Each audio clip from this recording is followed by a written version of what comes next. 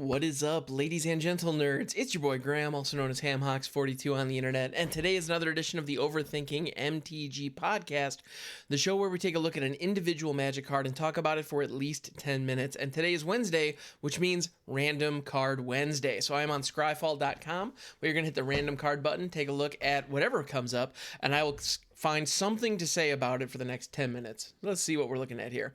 Harmless Offering is the card that we landed on, which is pretty fantastic. So Harmless Offering is a sorcery for 2 and a red that says target opponent gains control of target permanent you control.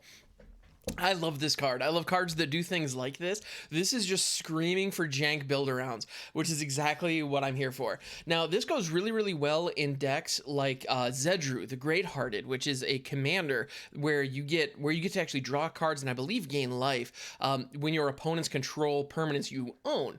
So when you've given away your things, you get benefit as a result. You know, this selfless. It's not quite selfless giving, but it's this notion of giving to your opponent as a way of benefiting yourself. Now, the way that those decks are commonly built is with cards that have really drastic downsides. So cards like Grid Monitor that says you cannot play creature spells.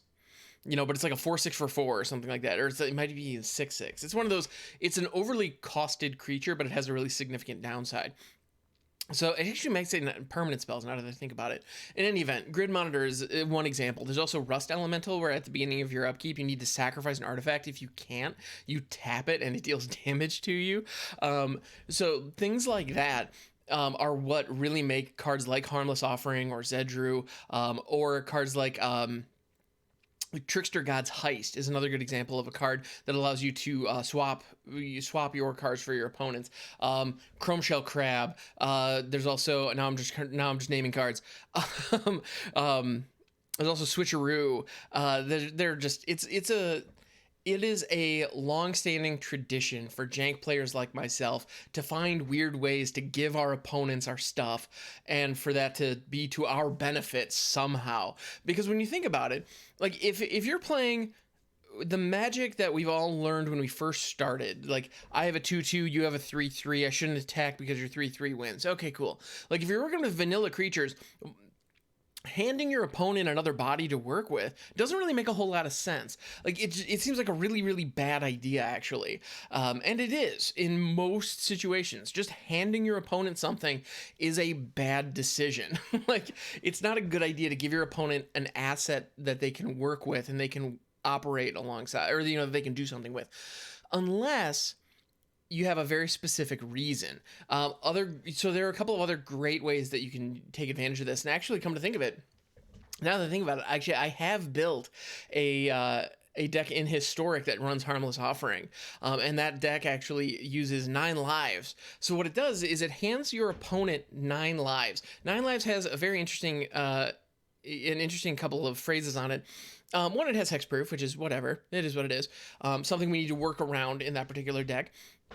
But it also says you can't lose the game unless certain parameters are met. But if it leaves the battlefield, you lose the game immediately. So the goal is you hand your opponent Harmless Offering, or you use Harmless Offering to hand your opponent 9 lives. They're thinking, great, I'm immortal. What can possibly go wrong? And then you play Cyclone Summoner and return all permanents to their owner's hand. So you pick 9 lives back up, they immediately lose the game. Boom, just like that. Another great trick you can pull off with Harmless Offering, as well as some other cards, is Summoner's Egg. It is a card that says, it's a 0/4 for 4 artifact creature, that when it enters the battlefield, you imprint a card from your hand onto it. You put Phage the Untouchable on a Summoner's Egg, and then when Summoner's Egg dies, the creature enters the battlefield immediately. And Phage the Untouchable says if the creature entered the battlefield but wasn't cast from your hand, you lose the game. So what you do is you put Phage the Untouchable under a Summoner's Egg, use Harmless Offering or some other way to hand the Summoner's Egg to your opponent, give it to them, and then destroy it somehow. Or actually, the other cool thing is the card that's imprinted is face down. So they don't get to see it. They don't get to know what it is.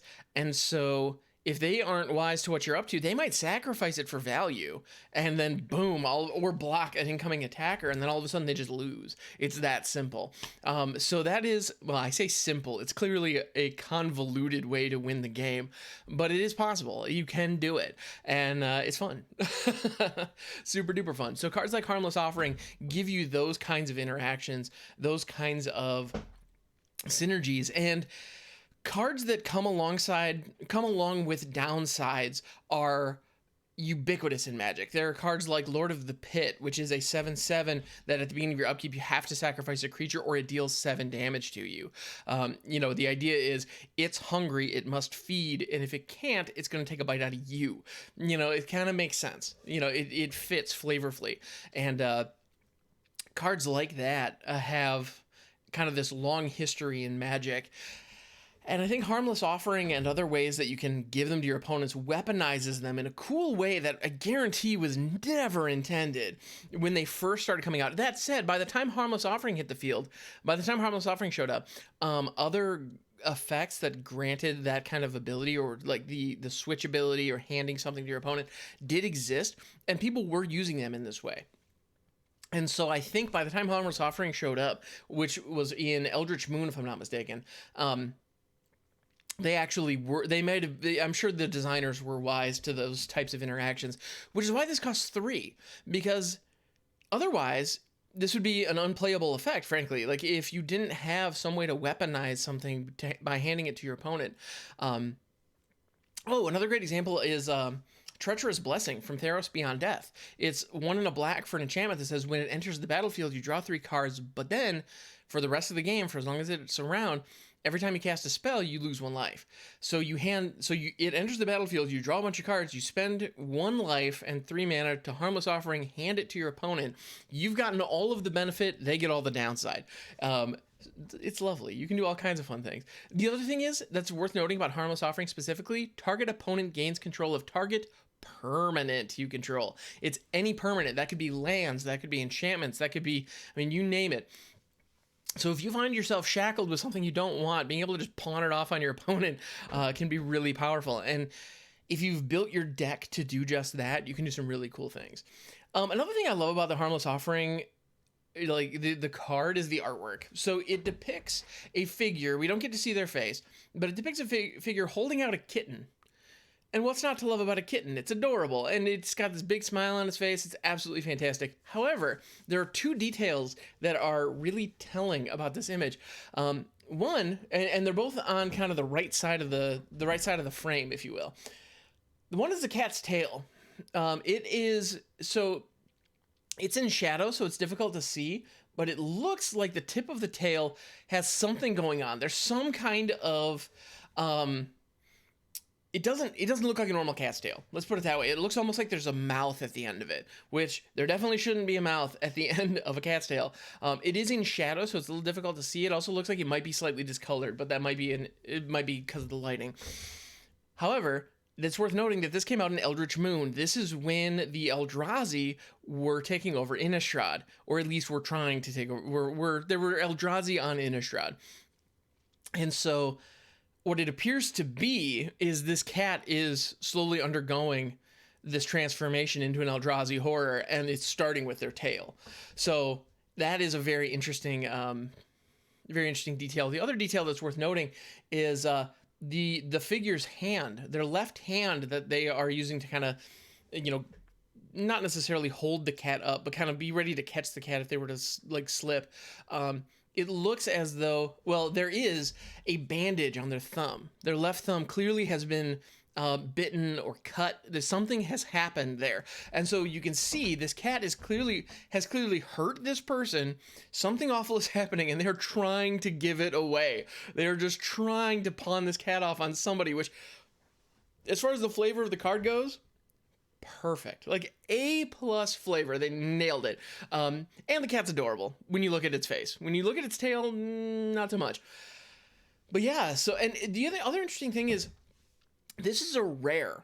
Like, this looks to me like it could have been an uncommon. This is definitely what many people would consider slush rares or bulk bin rares, because this is not the kind of card that sees mainstream appeal in most metas or in most formats. This is not the kind of thing that you can build around easily.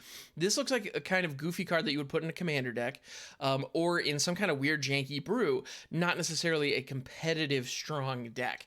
That said, those kinds of cards can sometimes break free and find weird, interesting meta shares.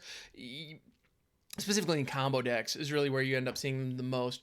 And I wouldn't be surprised if there is some way in, say, Modern or Legacy to take advantage of Harmless Offering to produce some cool effects. I wish I knew those metas better so that I could speak to that, but unfortunately I do not.